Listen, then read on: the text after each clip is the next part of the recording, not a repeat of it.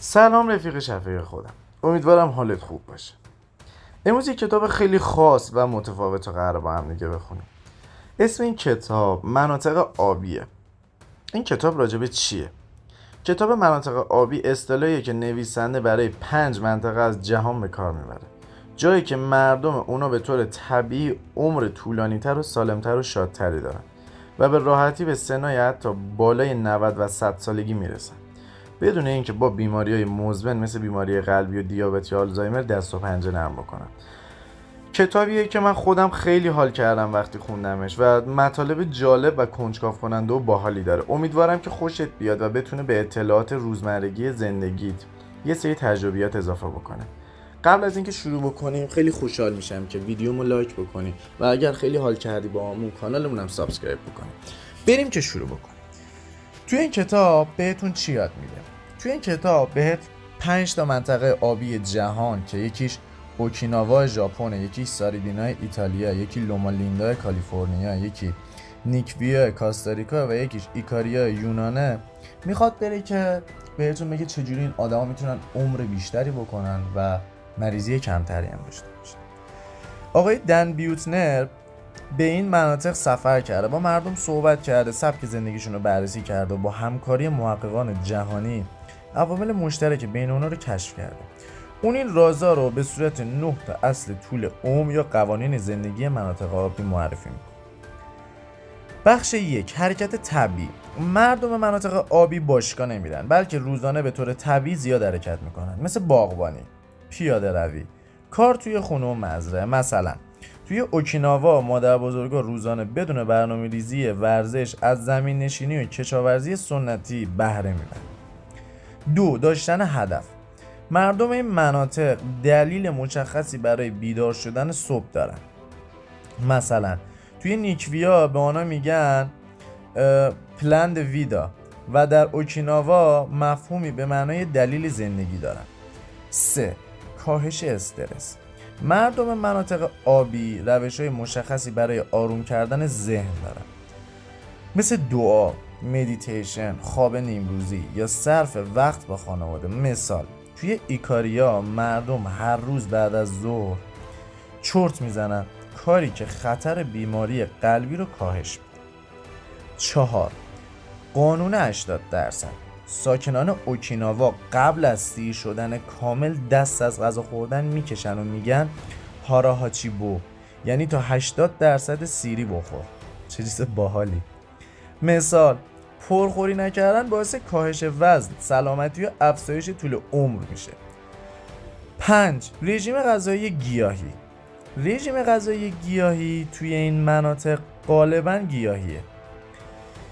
گوشت کم ولی حبوبات، سبزیجات و غلات زیاد مصرف میشه. مثلا توی ساریدینیا مردم نان جو، عدس، نخود، سبزیجات فصلی و روغن زیتون رو خیلی مصرف میکنن.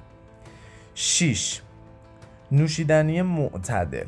به جز لوما لیندا به دلیل اعتقادات مذهبی مردم دیگر مناطق آبی روزانه مقدار کمی شراب طبیعی مصرف میکنن که با دوستان یا توی وعده غذاییشون همراه. نکته: توی فرهنگ ما ممکنه این نکته متفاوت اجرا بشه، مثلا مصرف آب میوه‌های طبیعی یا نوشیدنی‌های تخمیری غیر الکلی شاید زیاد مصرف بشه.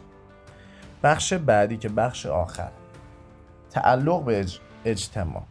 اکثر افراد مناطق آبی عضوی از یک اجتماع روحی، معنوی یا مذهبی هستند که باعث ایجاد حس تعلق و کاهش استرس میشه.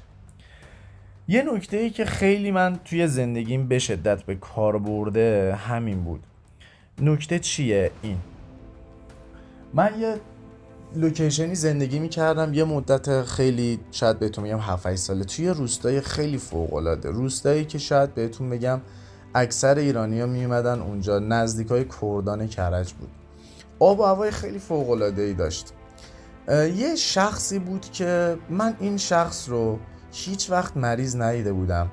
دلیلش هم این بود هر موقع که میخواستم صبح برم مدرسه این شخص رو میدم که با بیلش میرفت سر زمین اون به زبون خودشون گفته ما میریم آبیاری و از ساعت 6:30-7 صبح اون میرفت و تا ساعت 4:30-5 غروب فعالیت میکرد.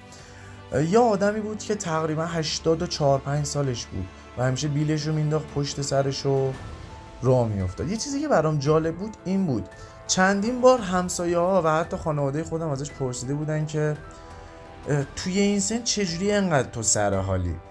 و میگفتش که من به این عادت کردم که اگر نتونم این کار رو صبح انجام بدم مریض میشم. و نکته جالبتر این بود یه زمانی که سنش رفت بالای 91-2 سال و خونه نشین شده بود به دلیل اینکه دیگه اون موقع مثلا استخونهای پاش و زانوهاش همراهی نمیکرد، به شدت افسرده شده بود و حتی مریضی‌هاش بیشتر شده بود.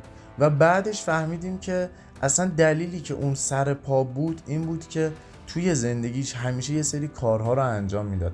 خیلی غذاهای ساده‌ای میخورد، غذاهایی که زیاد چرب نیستن، خیلی چیزای خیلی معمولی. و میخوام یه نکته بگم، یه وقتایی یه سری از روتین ها هستن که باعث میشه ما توی زندگیمون عمر طولانی تری داشته باشیم، مثل غذاهای طبیعی.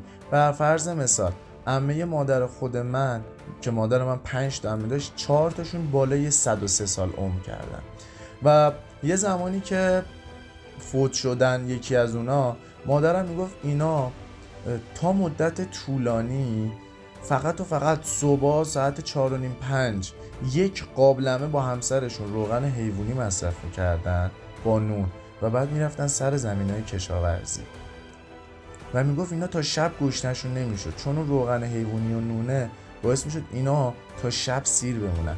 یه سری چیزای طبیعی که متاسفانه توی جامعه امروزی به شدت کم شده، اگر بتونیم ازشون استفاده بکنیم، مخصوصا چیزای طبیعی، باعث میشه که عمر ما طولانی تر بشه، باعث میشه که زندگی ما و حتی نفس کشیدن ما و سلامت جسمانی ما هم بهتر بشه. امیدوارم که سعی بکنیم توی زندگیمون روز به روز به سمت چیزهای طبیعی بریم و به طبیعت برگردیم. این باعث میشه که همیشه آدم سلامت بمونه و از اکثر بیماری‌ها دور بشه. امیدوارم که اجراش بکنی رفیق. دمت گرم که با من توی این کتاب همراه بودی. این کتابی بود که خیلی متفاوت بود و من خودم مطالبش رو به شدت دوست داشتم.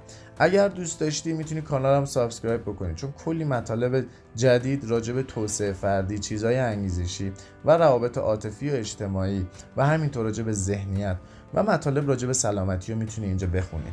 دمت گرم که با من همراه بودی. فردا شب میبینم رفیق. فعلا خدا نگهدار.